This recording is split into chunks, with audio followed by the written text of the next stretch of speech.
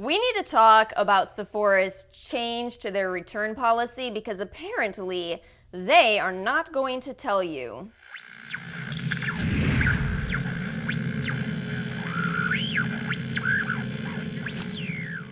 Hello my friends and welcome back to the rabbit hole. We are doing a Sephora haul today of the items that I purchased in their holiday sale.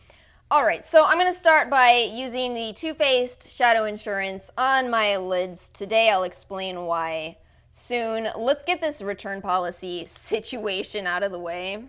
So in a nutshell, all purchases that were made after, I believe, August 28th, you now have 30 days to return as opposed to the 60 that we had before and the 60 that we still do have at Ulta. And returns that are anywhere from 31 to 60 days, you will now receive store credit. So again, it's not a giant change, and I think that most people probably will just say, well, it's not a big deal at all. But I think the biggest problem that I see is that they're not telling people about it. So what I suspect is going to happen is that some amount of people are going to plan a return out, plan to go back to Sephora, and on day 45, they make their return. Sephora tells them, sorry, we can only give you store credit, and then they're just kind of like, I never knew. So I'm going to be using the Too Faced Gingerbread Extra Spicy Eyeshadow Palette today, setting my primer with the shade Vanilla Wafers. Again, I really do think 30 days is fine. I think that's enough time to know whether you like a makeup product. I think that even with skincare, it's a little iffier with skincare, but I think it still can be enough time if you kind of know in advance you only have 30 days. But, again, why are they not telling anybody? I don't understand this because anytime I visit a product on the Sephora website, I will get an email later that day asking me if I want to purchase it, and yet this is a topic that they've been completely quiet on. I'm going to use this warm shade Butterscotch next. So I have read some of the comments that people have had about the change, and I think that I think a lot of people are saying that Sephora did this to deal with the return fraud, which is a real thing. There really are people that buy products, use them, and return them. And yes, I think it's awful.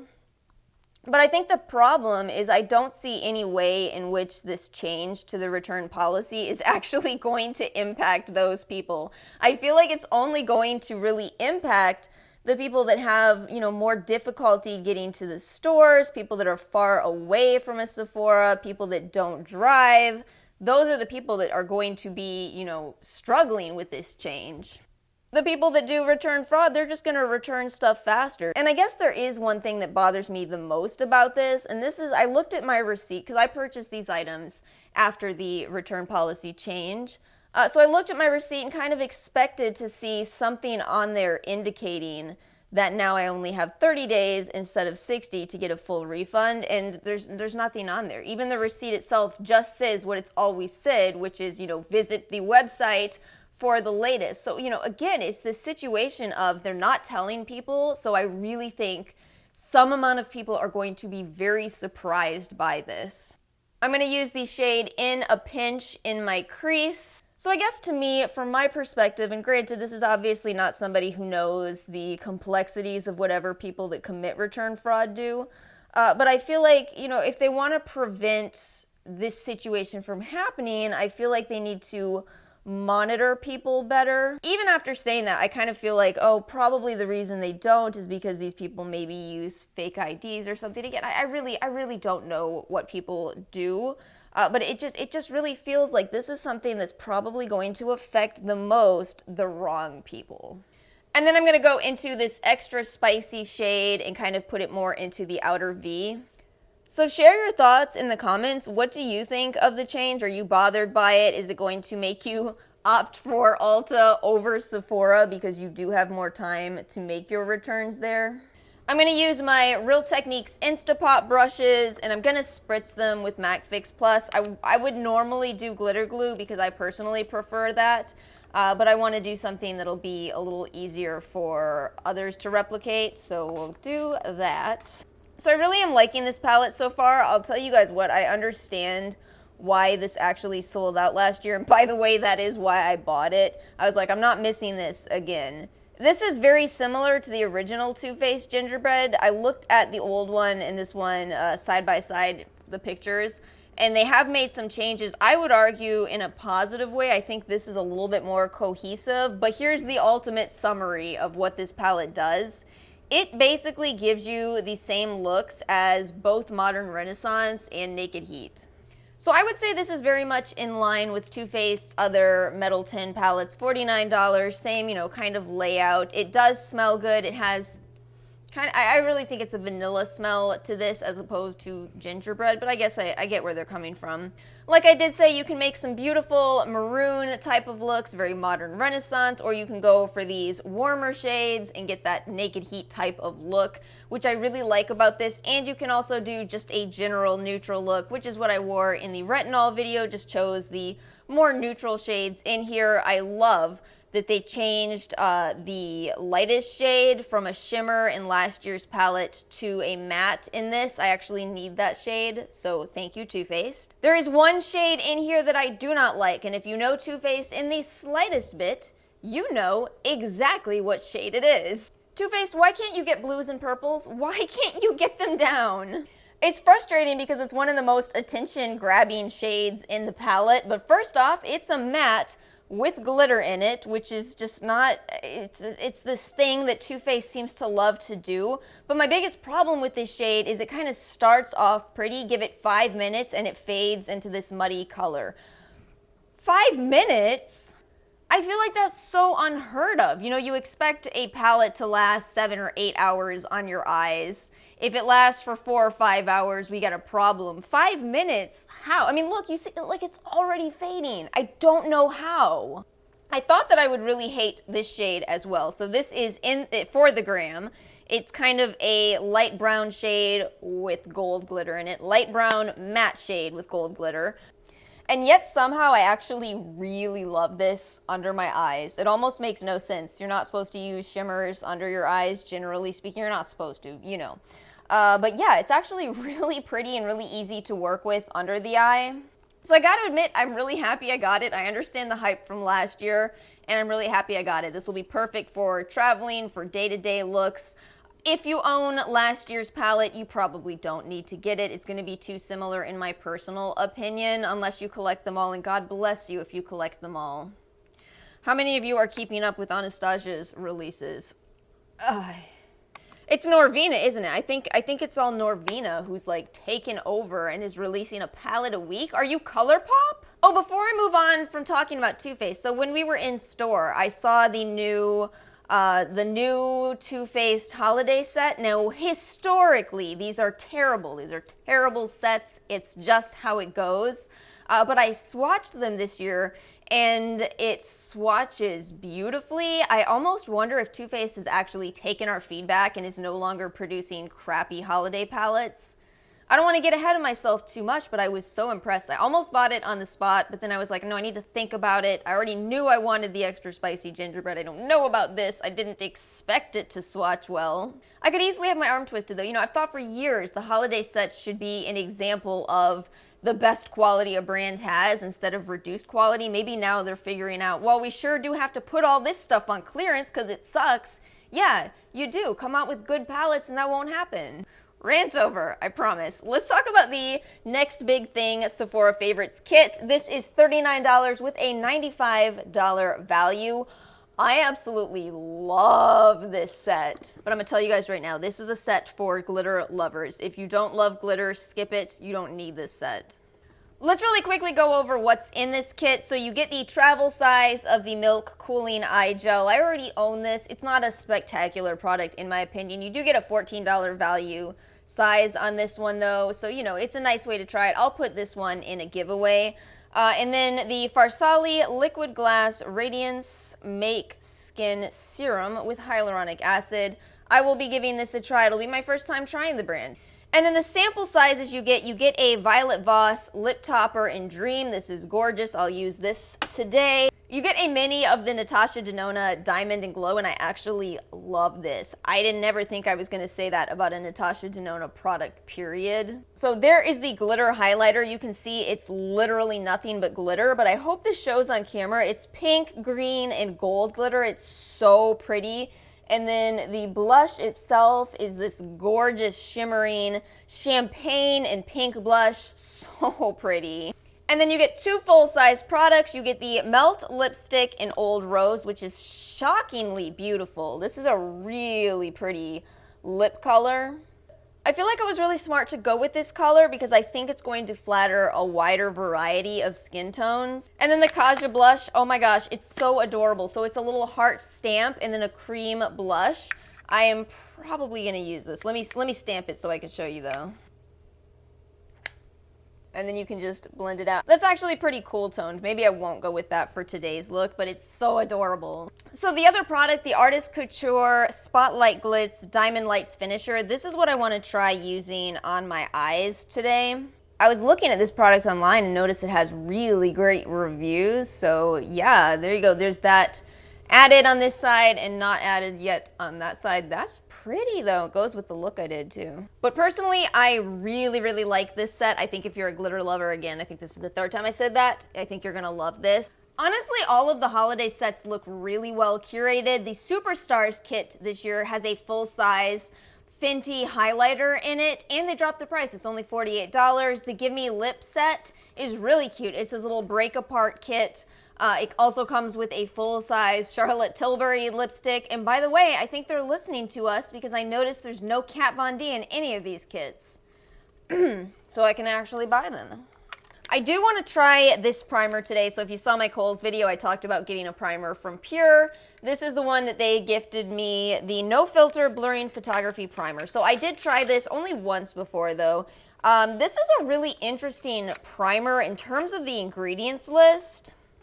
Y'all know I read ingredients pretty closely when we're talking about primers because they're so close to your face.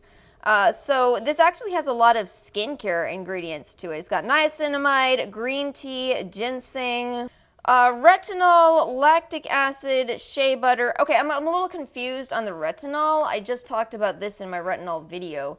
If you have retinol in here and then you're going out in the sun, it's going to destroy the retinol. I guess this could be nice. This could be really appropriate for somebody who is putting their primer on and then going out for the night. I guess if you want to get a head start on your nighttime skincare routine, right? And also, it's kind of an illuminating primer, which I really didn't expect. I'm putting it on the back of my hand first and then putting it on my face because this is not Instagram. We are not going to do the dropper bottle nonsense because way to make an entire product suddenly not sanitary. I feel like this is a primer that I probably would not wear on its own because, I mean, I did put a lot of it on, but I feel like it's pretty shiny. But yeah, it did seem to grip my foundation better when I wore it the other day. My foundation did hold up really well.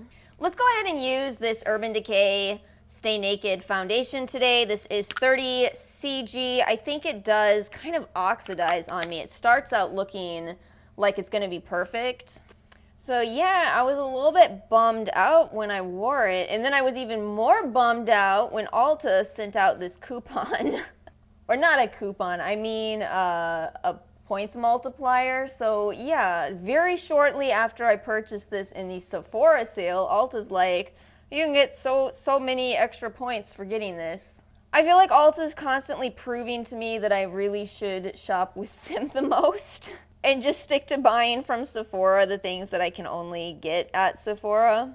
I'm gonna try not to be too bitter about it, but I kind of feel like I stumbled upon a great combination because I really like how that primer is shining through this foundation. It's definitely a heavier coverage. It's more like medium full coverage foundation.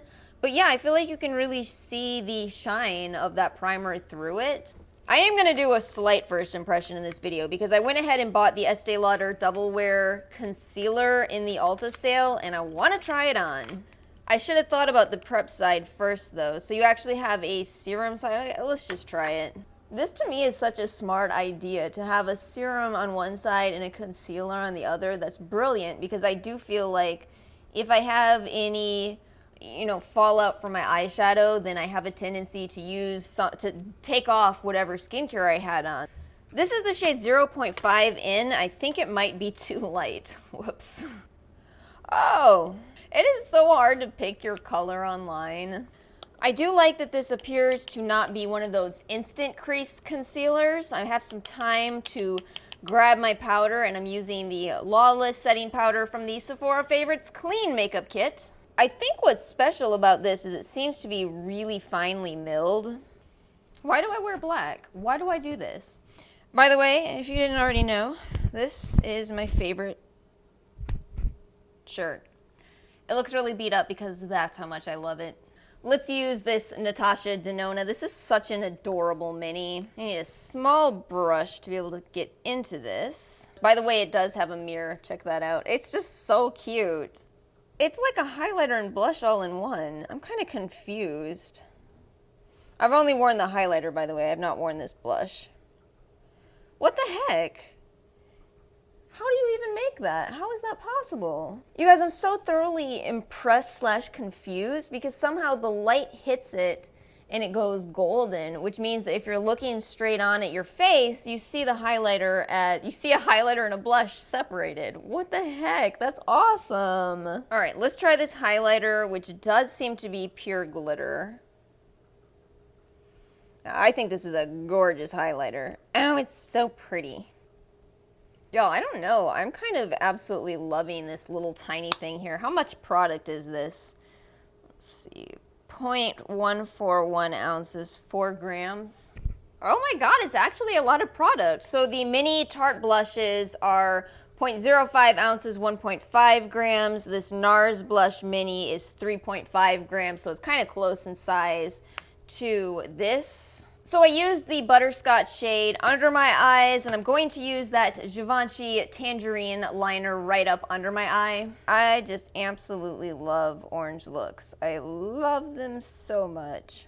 And by the way, the eyeliner was gifted to me from the brand. Okay, so I'm going to use my Lime Crime Ghost Veil, and then we're going to try out those lipsticks. Oh yeah, by the way, I did do mascara. I don't like doing mascara on camera anymore because I feel like my mascara routine is too complex.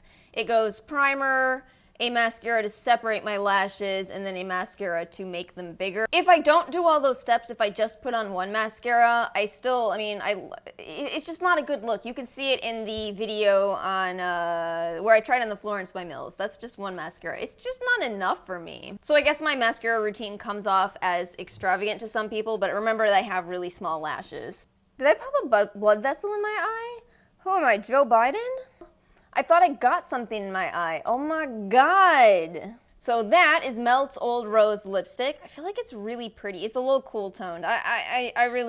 This look is not as well put together as I thought that it would be, but hopefully this will warm things up. This is the Dream liquid lipstick, lip topper. What are you saying? No, that's perfect. That's absolutely perfect. I did wear these in Monday's video, by the way. Look, I do a lot of weird things. You shouldn't be surprised to see me taking an eyeshadow blending brush to my lips, so just, All right, let's use this Urban Decay All-Nighter. I have tried this, and thank God I can handle the smell.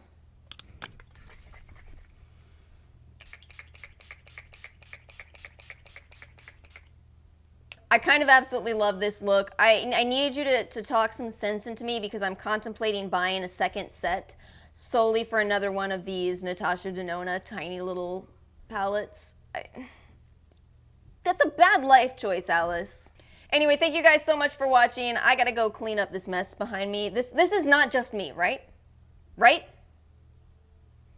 I swear to God, if people are able to use their makeup and immediately put it away instead of grab for the next thing like a maniacal monster, I don't know what to tell you. Thank you guys so much for watching. Make sure you like and subscribe, and I'll see you all next time.